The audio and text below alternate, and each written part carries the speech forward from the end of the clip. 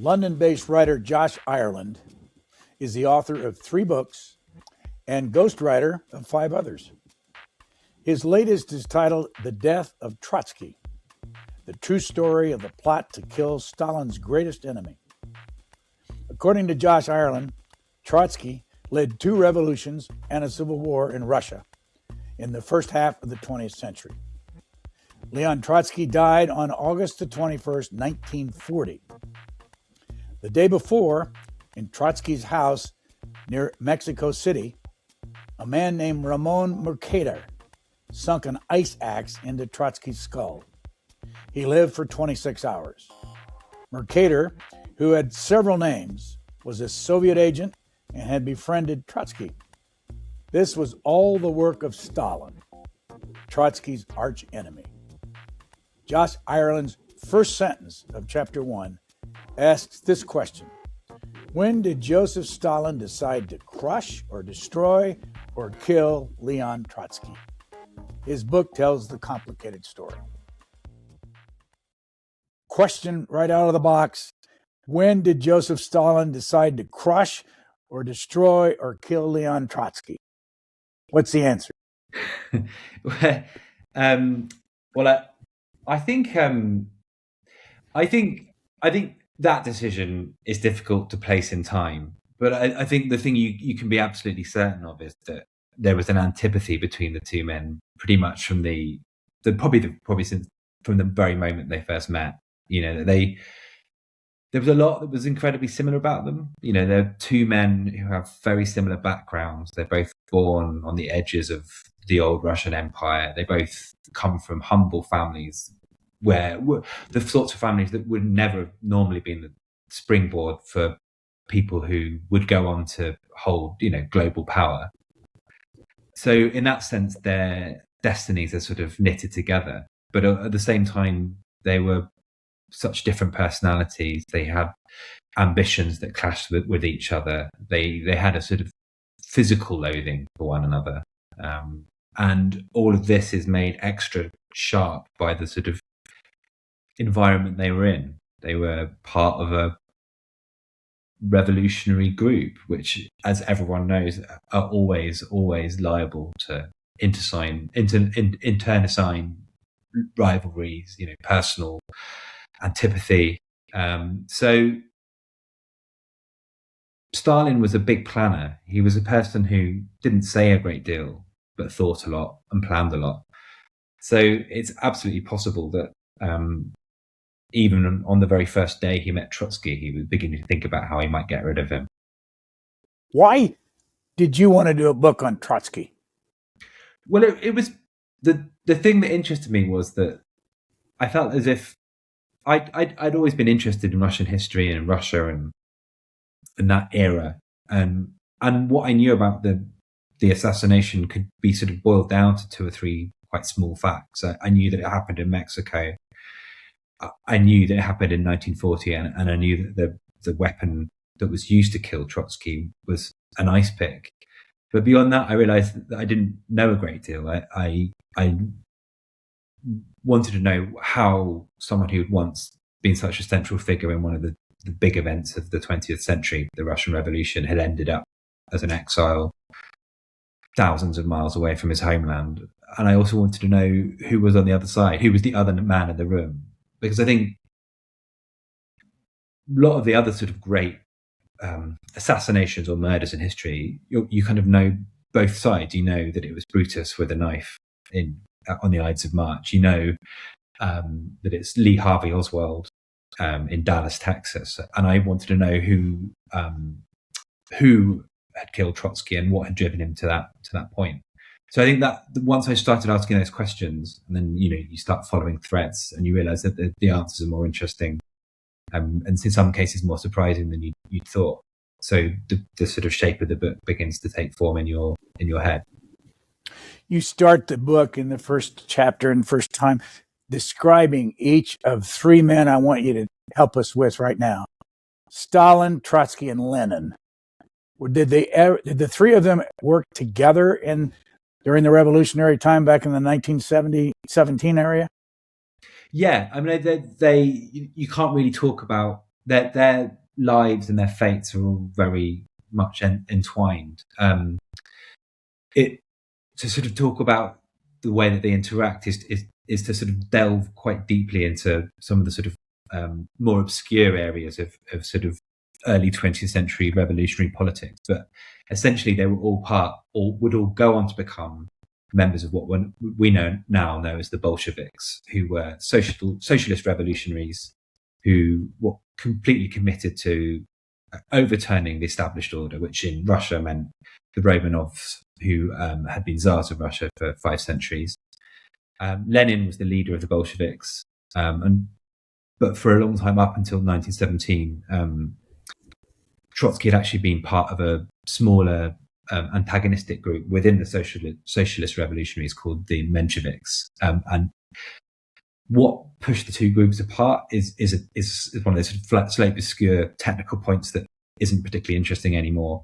But what it meant was that for a long time, Trotsky was seen as an outsider, and he was seen as an outsider in those circles right up until 1917, when suddenly the Tsar resigns and this great opportunity opens up. You know, people like Lenin and Stalin and Trotsky, whatever else they were people that had given their lives over completely to the idea of revolution. It was something that obsessed them in a way that I think perhaps, you know, as members of the liberal democracies in the 21st century, I don't think we can quite understand the depth of the passion and fervor that animated them. Make it a little bit easy on you. I have in front of me the dates when they lived and died and how old they were. Lenin was 53 years old when he died in 1924.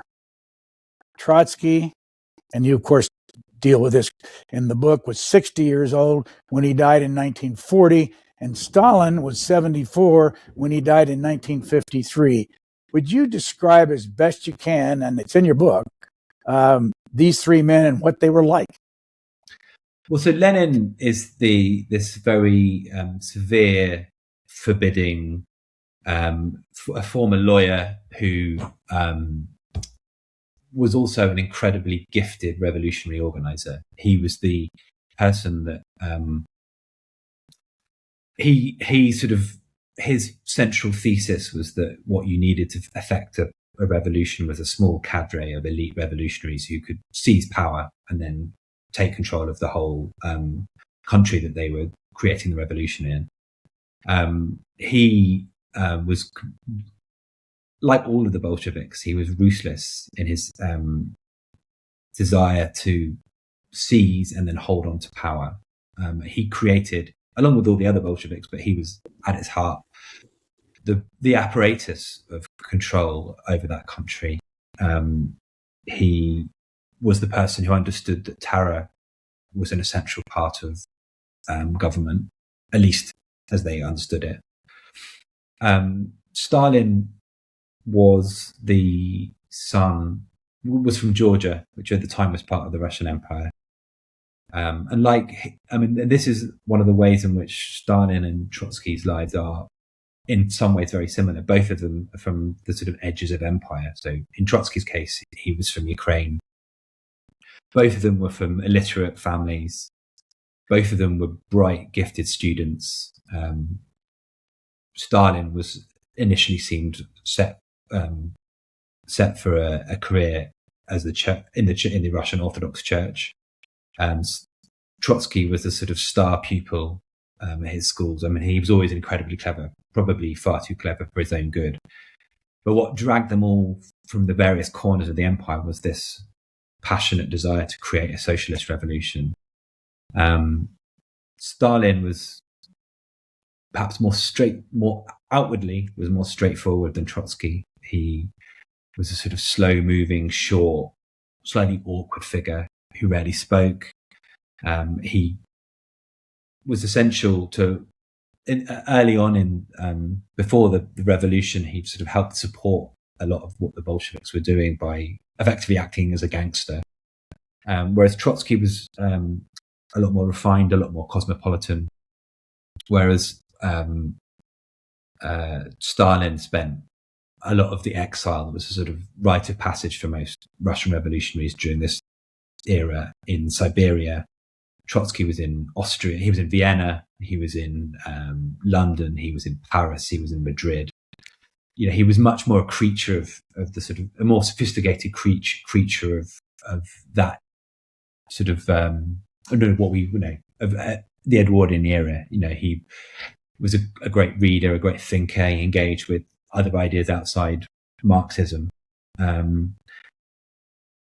So there was a sense of him as a much more flamboyant, stylish figure. He's this great speaker and orator who could move, crowds of thousands, wrote inflammatory pamphlets, whereas Stalin is much more recessive. But I think the mistake a lot of people made was just to assume that just because Stalin was silent and uncharismatic, that didn't mean that he wasn't also an incredibly effective politician. So Lenin dies in 1924. Is there a standoff between Stalin and Trotsky at that point? Well, I think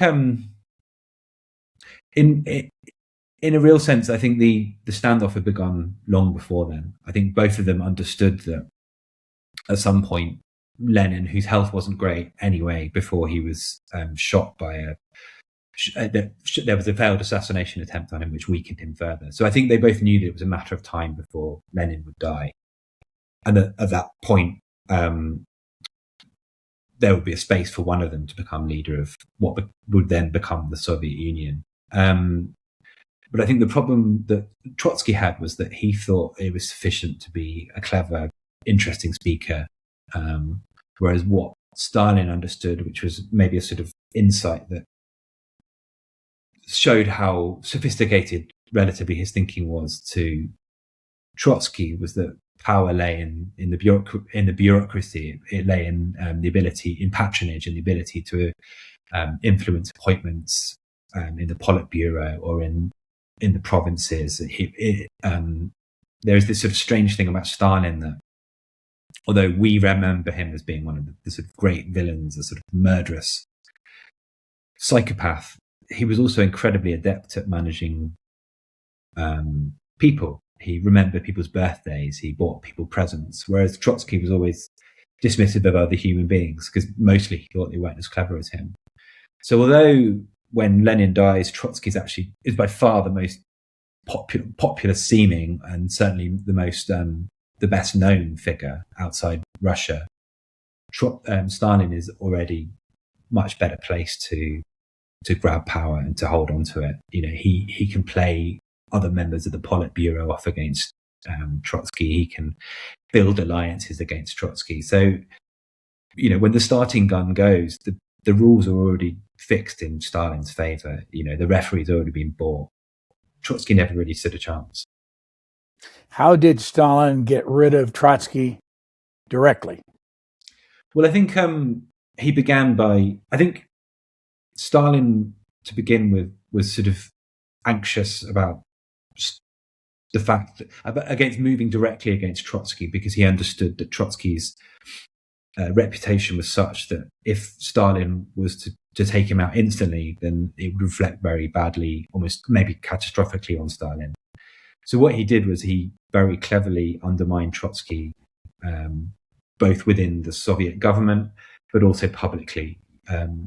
Stalin aligned himself with Lenin's memory and Lenin's legacy, and presented himself to the rest of the Communist Party as being the guardian of everything that Lenin had built, whereas he showed that Trotsky was an individualist who wanted to take things in his own direction and undermine Lenin's achievements. And he made sure that Trotsky's followers were sacked. He stopped people disseminating Trotsky speeches. So slowly and surely, any power that Trotsky might have had was ebbing away. And all the time, he was subject to sort of wild accusations by Stalin, which were all designed. I mean, Stalin's great gift was for working out where someone's weakness was, and then going for it. Like a sort of wolf who sees sense blood, and he relentlessly undermined Trotsky. He blackened his name to the point where Trotsky's power had evaporated so far that Stalin could force him into first internal exile, where he was sent out to the sort of wilds of what's now Kazakhstan, and then a year later, in 1929, he was finally kicked out of Russia. Beginning and his sort of real period of exile, as it were, begins in a small island just off Istanbul. How many times was he married, Trotsky? Twice. His first marriage might have been his real portal into communism. Until then, he'd sort of been more of a dandy than a revolutionary. But he married, had 2 children, and then during his first exile, which began in 1906, his wife, he says, and I think we can believe him in this instance, encouraged him to escape. So he left Siberia, leaving behind his wife and 2 young daughters, who he barely saw again until, for another 2 or 3 decades. 2 decades. And then later on, while he was in Paris, he met a young Russian woman called Natalia Sedova, who was also a revolutionary.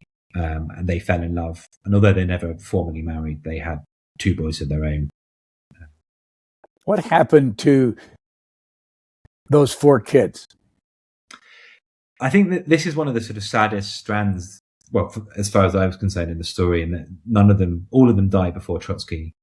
So the two girls who are the elder children, one of them falls sick in the late 20s. By the time that Trotsky's already been, I guess we would say now cancelled.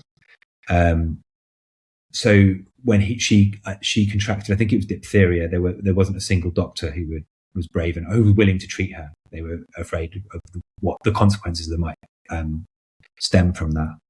His other daughter would eventually commit suicide, and there's no question that the ways in which Trotsky and his family were treated helped contribute to that state of mind.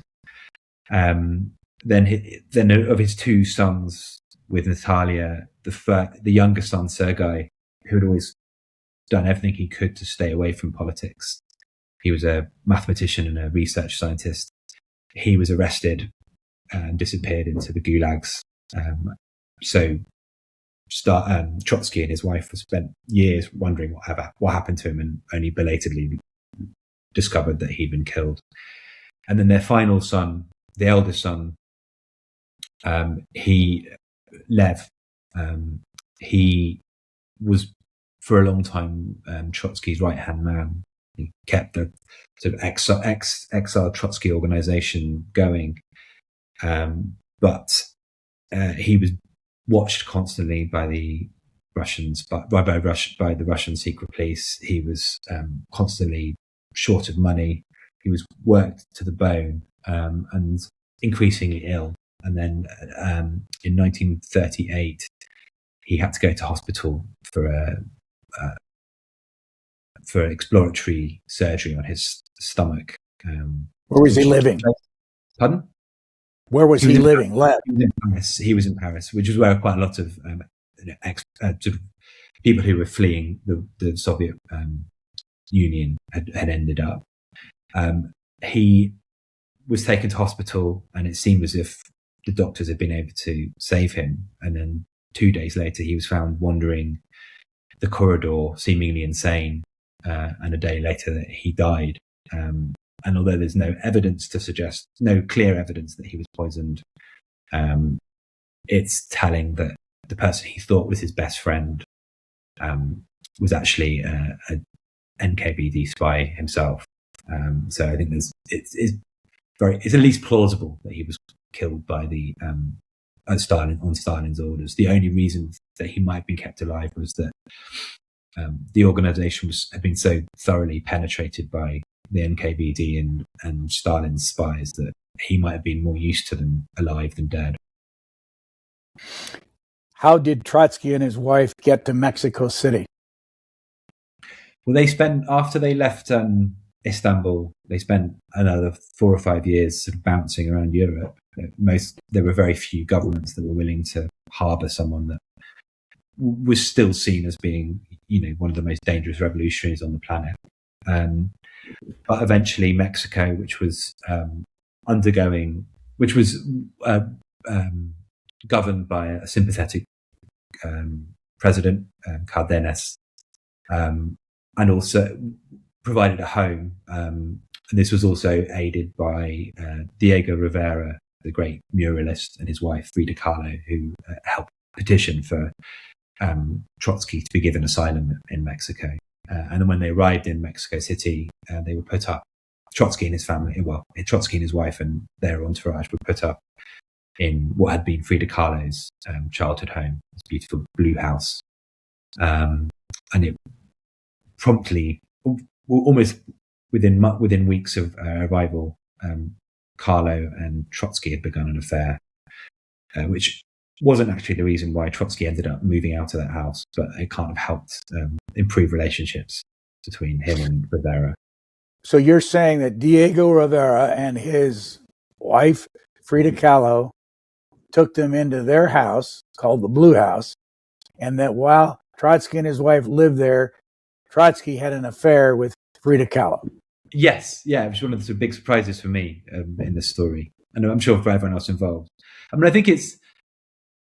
think Trotsky is, like all sort of great figures, was an intensely contradictory person. I think in lots of ways he was quite prudish. He insisted on, he hated people smoking. He didn't like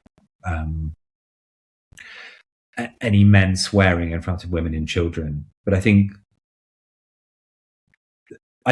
the affair shows him in a much more human light. I think it's what people do if they realize that everything that they've dedicated their life to has been snatched away from them. That that if someone has once been one of the most powerful men in the world, commanded the Red Army, is now reduced to this sort of slightly pitiful exile existence where you can barely leave the house for fear of being assassinated. Where when you do leave the house, you have to hide, put your head down and hide beneath the car seats.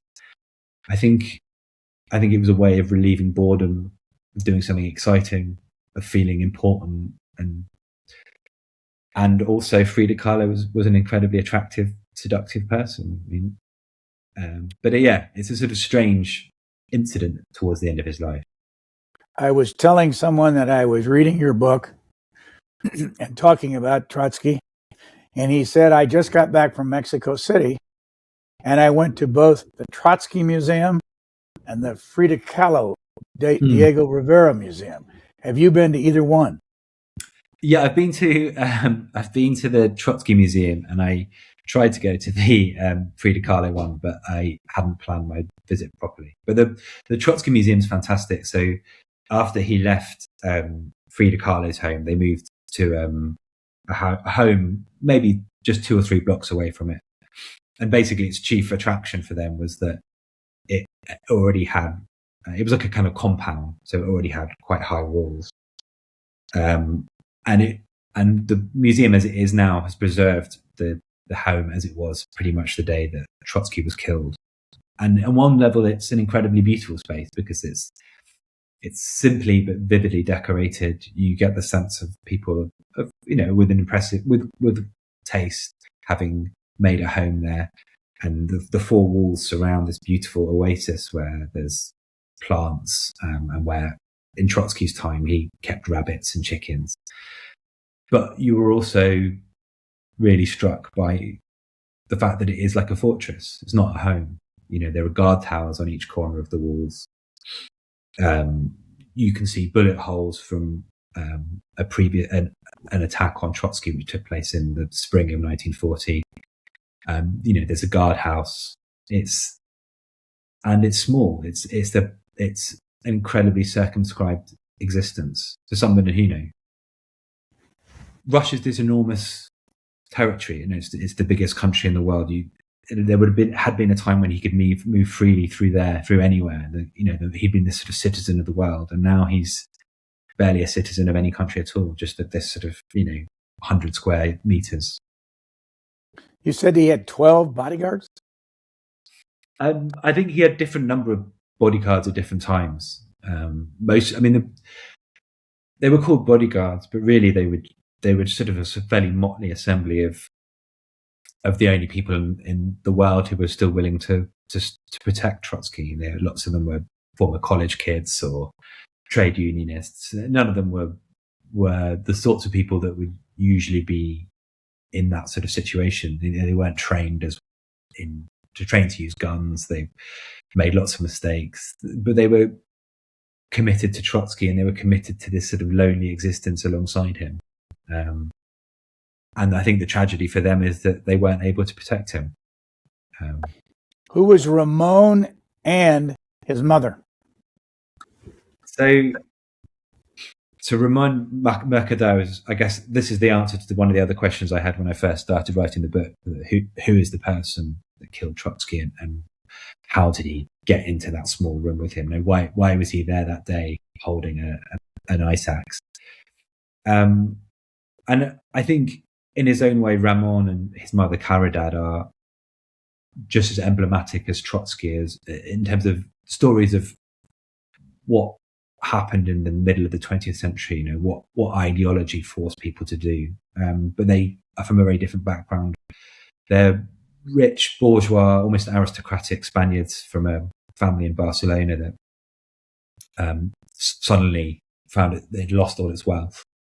And through a sort of fairly circuitous route, Caridad became a communist and encouraged all of her children to follow the same ideological path as her. Let me just interrupt. You're saying Caridad, Caridad? Yeah. That's her first name? Yeah. That's her first name? And yeah. And what was she like? She was an incredibly forceful, charismatic presence. There's this amazing story that Ramon's younger brother tells of walking down the street with her. And she was very tall, very vivid looking. She had this big sort of crown of white hair. She wore stylish clothes. And they're walking down the street, and he turns to his mother and says, "Why is everyone looking at you?" And she says, "Oh, people always look at me." And I think there's this, you get a very strong sense of an incredibly strong personality, reckless, maybe slightly psychologically unbalanced. And someone who had, by all accounts, an incredibly close relationship with Ramon particularly. And it was Caridad who facilitated, in the middle of the Spanish Civil War, Ramon's recruitment by the NKVD in conjunction with a man called Leonid Eitingon from the NKVD, who may or may not have been her lover. And right through the rest of the story, she's always at one room. She's always close at hand. She's either in the room with Ramon or somewhere very close by. And so Ramon is this, again, a fascinating human being. He's clever. He's talented. He is strong. He's fit. He's handsome. He's charismatic. He can tell good stories. He can sing. He's an incredible shot. He can apparently rebuild and disassemble a rifle in the dark. I mean, if you were going to sort of draw up a list of qualities and skills you want in a spy, he'd have one imagines he'd have almost all of them. Not least the fact that he was an incredibly good actor, and with that, an incredibly good liar. And all of these became useful when the NKVD, having recruited him, eventually realized what they wanted him to do.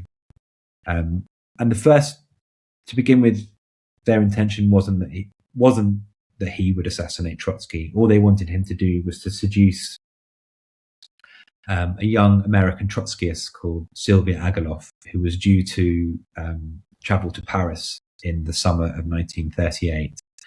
And they felt that if they could just get this foothold within Trotsky's entourage, then they might be able to lead to something more promising. So that's how his specific, that was really the first step in the path that took him to that room in Mexico City in 1940. Let me read from your book, because it gives some strong language to the mentality of Stalin.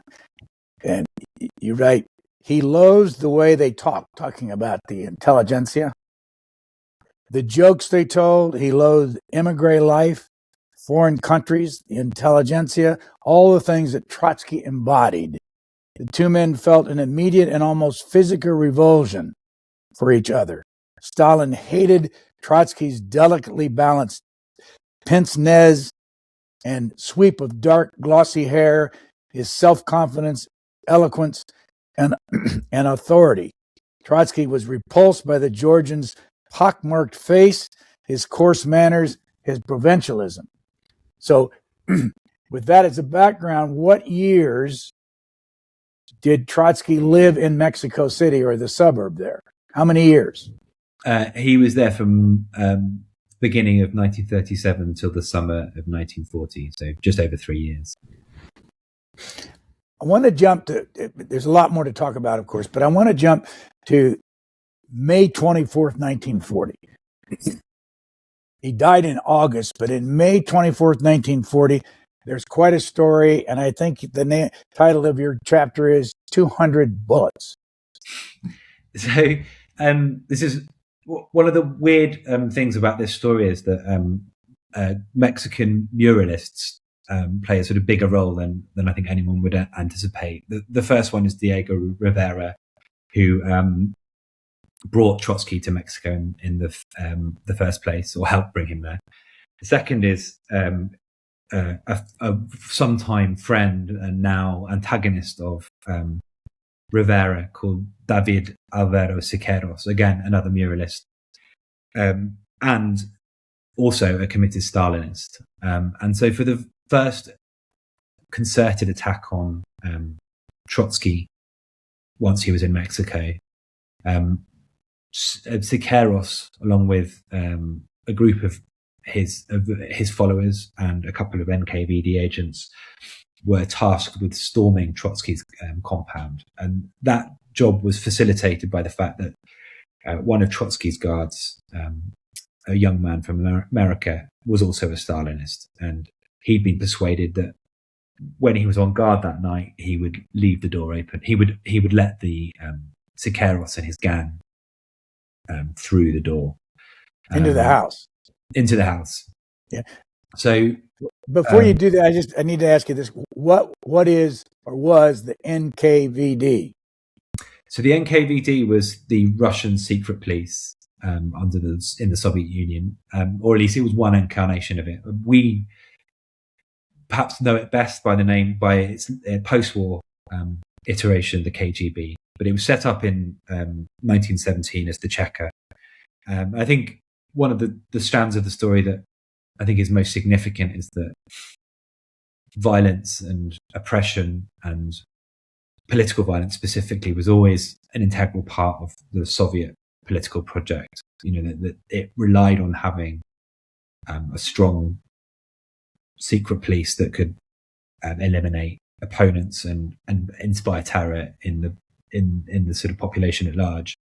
So the NKVD the organization was set up as the Cheka, which is another acronym, and then was various different things across the course of the 20th century. But at the time of Trotsky's assassination, it was called the NKVD.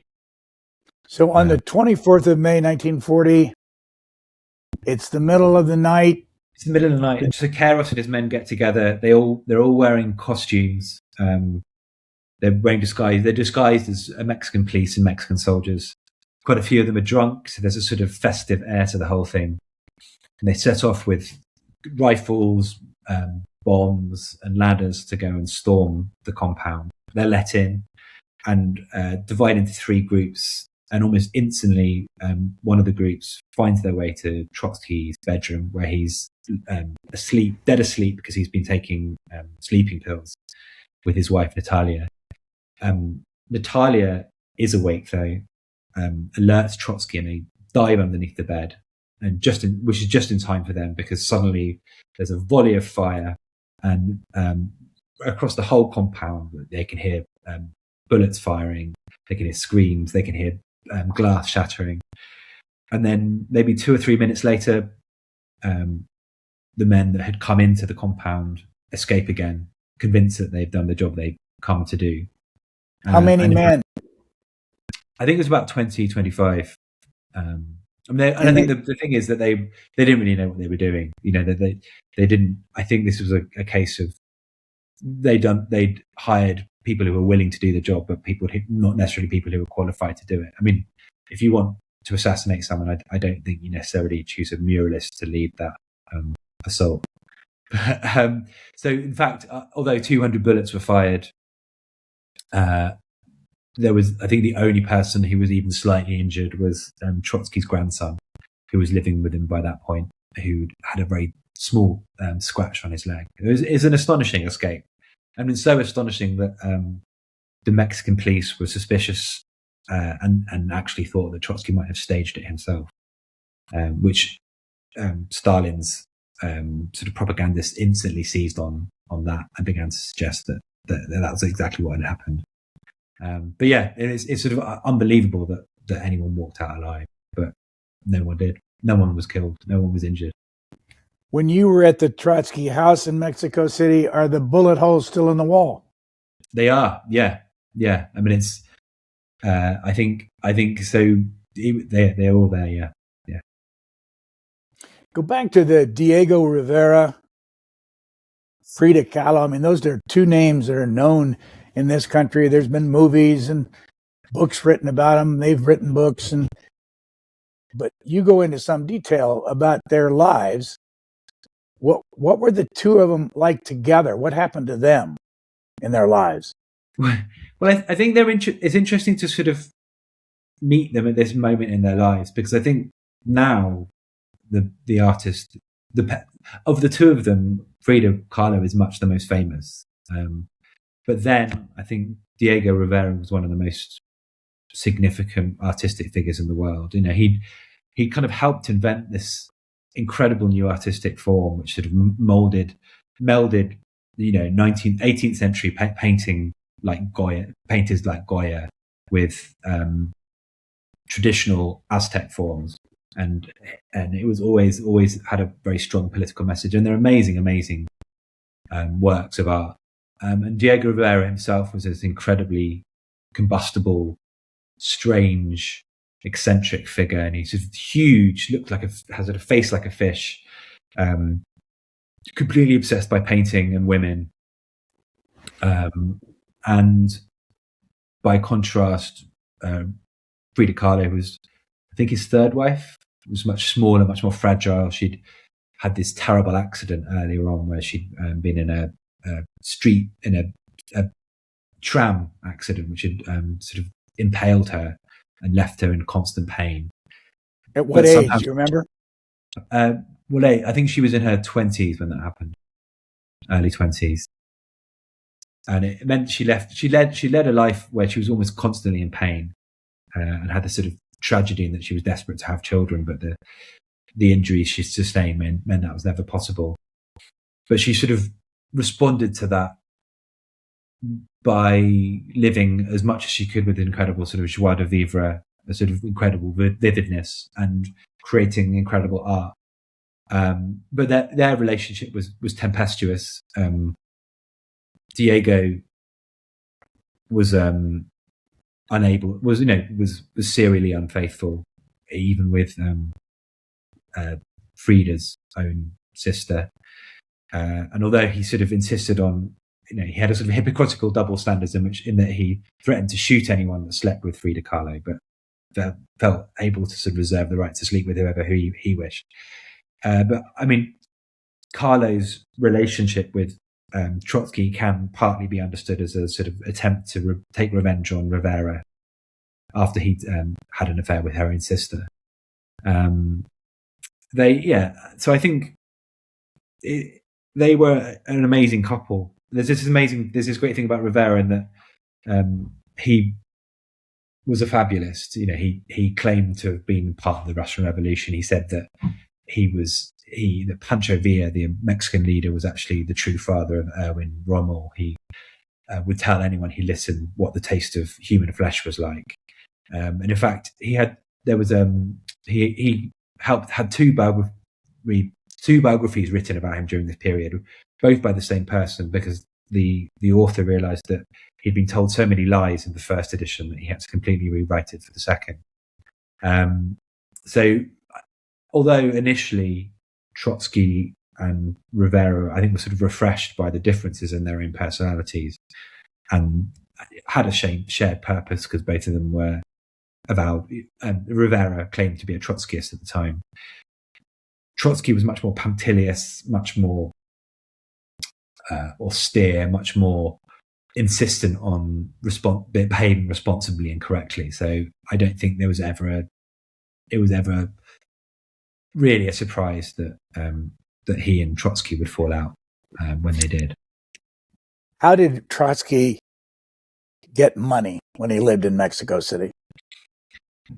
Well, I think to begin, when he'd first been in exile, money hadn't been as much of a problem as it would later become, because he wrote books that almost always became bestsellers. There's a fantastic autobiography he wrote, but also he wrote a history of the Russian Revolution. But slowly, as his own reputation dwindled, and also as the markets for his books shrank, one big market had been Germany, but as soon as the Nazis took power, obviously he was no longer selling any books there. So by the time he was in Mexico, he was relying on journalism, which he was always fairly unenthusiastic about, donations from wealthy supporters, and writing books, which is why at the time of his death, he was writing a biography of Stalin, which was a project he wasn't in any way enthusiastic about, but had undertaken because it was one of the only ways he could make money anymore. Say he had completed 5 chapters and then somebody else picked the book up and completed it? Yeah, yeah, that's right. So the sort of gruesome detail is that there were galley proofs of the book in his office when Ramon Mercator attacked him, which were later covered in his blood as a result of the attack. It's a sort of weird book in that, in many ways, artistically speaking, it's probably one of his least satisfactory.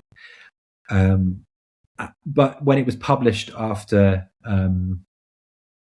the Second World War, the picture it painted of Stalin actually sort of set the West's understanding of Stalin, who he was and his personality, for several decades to come. So it was a sort of posthumous victory over Stalin, in that it enshrined Trotsky's sense of him as being this sort of bureaucratic mediocrity who had sort of almost accidentally become the most powerful, or one of the most powerful men in the world. Which wasn't... 1940, in May of 1940, the 200 bullets were fired. He survived. But during that time period, the war had already started in Europe. How much publicity was there for the Stalin hates Trotsky story back then? Well, I think throughout the 30s, it had been one of the central narratives in Soviet propaganda. So I think the curious thing about Stalin is he was one of the most paranoid men of the last century, kind of completely obsessed by the idea of Trotsky, of this man that he defeated comprehensively and had forced to flee to the other side of the world. And yet he thought about, right through the 30s, he thought about him constantly. He seemed to actually fear him, but to the point, it almost seems like a kind of mania. But on the other hand, the sort of more, another half, the other side of his brain understood intuitively how to use Trotsky. So Trotsky became the central figure in the story that Stalin told his people about the threats that the Soviet Union faced. Trotsky and the threat he posed was part of one of the most significant justifications for the terror that Stalin unleashed on the Soviet Union, the terror that ended in the deaths of millions and the crushing of many million other lives. So he had this weird relationship with Trotsky in that on the one hand he was sort of haunted by him, but on the other hand he made a very pragmatic use of him. And the sort of irony is that by the time that the assassination took place, Stalin's preoccupations had shifted. That he was far less interested in Trotsky because he was beginning to he was spending much more of his time trying to work out what Adolf Hitler was thinking. He was annexing tracts of Eastern Europe. So although over the previous decade he sort of forced his foreign policy to almost exclusively center on extinguishing Trotsky, by the time it actually achieved its goal, Stalin wasn't particularly interested in celebrating that anymore. And the sort of reception in the Soviet Union to news of their death was actually quite muted. So Ramon does the dirty trick in August of 1940 in his office. Tell us the story of how that developed and who was involved. So when Ramon met Sylvia Agaloff, the Trotskyist he'd been sent to sort of seduce in Paris in 1938, he posed as a kind of dissolute Belgian playboy called Jacques Mornard. And to begin with, part of his persona was of someone who had absolutely no interest in politics. I think the idea was to do everything he could not to make him seem as a suspicious figure. But eventually, he and Sylvia begin a sort of substantial relationship. They move to Mexico City, where Trotsky is, and they begin to socialize with the Trotskys. Ramon's very careful, but he cultivates the guards. He does small favors for them. He makes himself useful for Trotsky and his family. He has this big car and he drives them around. He plays with Trotsky's grandson. And so the people around him think he's kind of simple, but pleasant and useful. They don't really give him a second thought. And then, oddly enough, he goes back to New York. He's posing as, another part of his role is that he has this sort of strange, slightly poorly explained job as in an import-export firm. He says he has to go back to New York to see his boss about something. And then when he returns, suddenly this person who had no interest in politics at all seems to have become one of the most ardent Trotskyists and desperate to participate in conversations. But the other the other change that's overcome him is that he suddenly feels quite nervous. He seems quite ill at ease, as if he's hiding something. But anyway, people don't really think about him. They've got bigger things to worry about. His behavior continues to be strange, but bigger, a war's just broken out. So on the morning in question, the 20th of August, 1940, he arrives at Trotsky's compound without Sylvia, which is unusual. Let me interrupt just a second, Josh. Sylvia is an American. She's American, yeah. She's an American Trotskyist, yeah. From Brooklyn. Did she ever marry Ramon? No, they were. I think communists or Trotskyists didn't put the same store as bourgeois people by marriage. I think they were recognized as being a couple, but I don't think they were never. How old were they? So she was in her early 20s. He was nearly 30. And who did somebody assign him to kill Trotsky, and who was it if they did? So, yeah, that's a good question. So to begin with, his job was only to observe the house, to work out where the guards were, to work out what the guards' patterns were, to see if there were any doors that were vulnerable. One of the many skills that Ramon had was that he had a photographic memory, so he could report back on everything that was there. But then after the failed assault of May 1940, the Leonard Eitingon, the NKVD agent who was responsible for planning the operation on the ground, realized that a different approach was needed, that they couldn't risk another full frontal assault. What they needed to do was something more subtle. And so there's this sort of the story of Ramon and Caridad and Ramon. There are two moments that are sort of integral to their story. The first is during the Civil War, when they go away, they hide away, and Ramon is recruited. The second significant moment is when Leonard Eitingon comes to Caridad and Ramon and says, "I need you to do this. I need you to be the person that goes in and kills Trotsky." And the plan that they hatched was that rather than shoot him, they try and kill him either with a knife or a ice axe, which in theory would allow him to escape before anyone realised what he'd done. I think the other aspect of the ice axe that was significant was that I think that the NKVD had conducted another political murder using an ice axe a couple of years beforehand.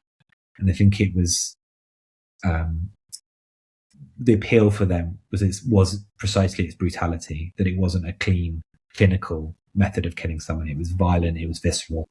And I think they wanted that to be, they wanted, photographs of a bloody corpse to be circulated around the world as a way of showing anyone who was even half considering standing up to Stalin, this is what happens to you. So on that morning, he arrives at Trotsky's compound. He finds his way. The guards welcome him through the door because they don't see him as anything other than a friend. And he's holding in his hands an article he's written that he wants Trotsky to take a look over. So he follows Trotsky into his study. Trotsky sits down, puts the document down, and then Ramon spends a couple of seconds just standing over him. And then he realizes that I think he has a moment when he says, "I realize that now is the time." He lifts the ice axe and crashes it down onto Trotsky's head. But just as he does so, Trotsky moves his head just a couple of millimeters, and which means that he doesn't kill him instantly. So there's this Trotsky stands up and starts fighting back. He picks up everything he can from the table, like ink bottles, letter openers, books, and starts tossing them at Ramon. And Ramon staggers out, followed by Trotsky, who staggers out after him and then collapses a few yards outside his office.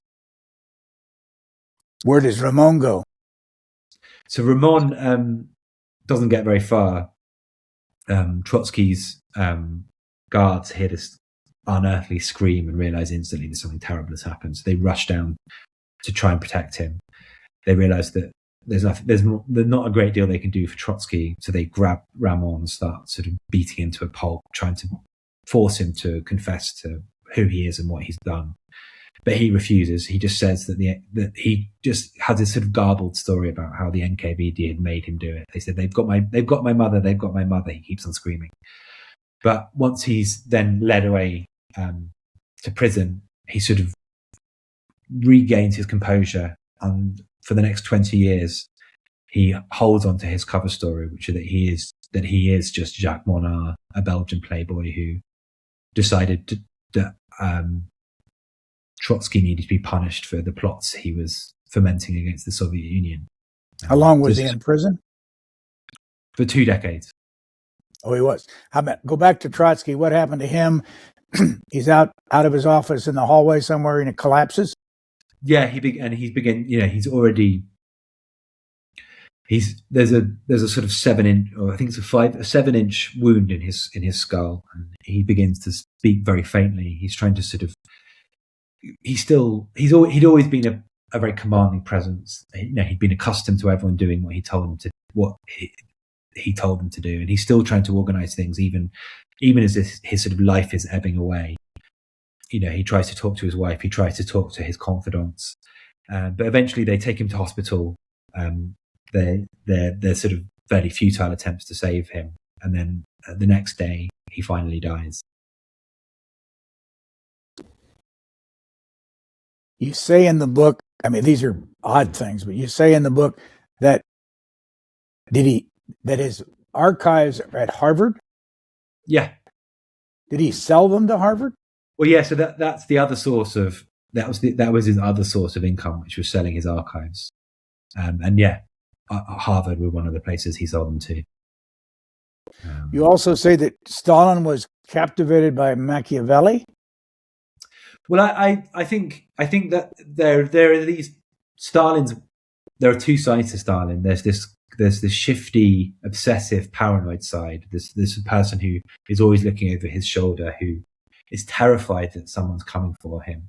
And then the other half of him is cool and calculating and Machiavellian. He able to construct clever plots that trap other people to turn people against each other or to build alliances. He was incredibly adept at manipulating other human beings. And I think, in that sense, I think he understood how power worked in a way that Trotsky didn't. I think Trotsky is a sort of almost like a 19th century figure, more someone like Churchill, who sort of thought that if you were charismatic and delivered wonderful speeches, people would follow you.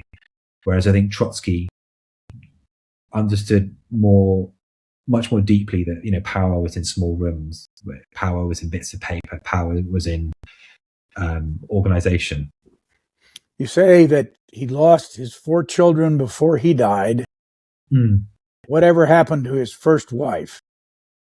She lived on, I think under sort of semi-house arrest for most of this period.